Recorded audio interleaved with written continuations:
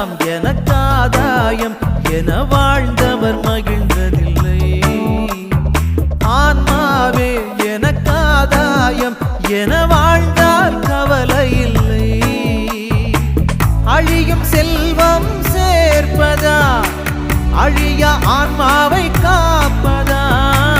அழியும் செல்வம் சேர்ப்பதா அழிய ஆன்மாவை காப்பதா?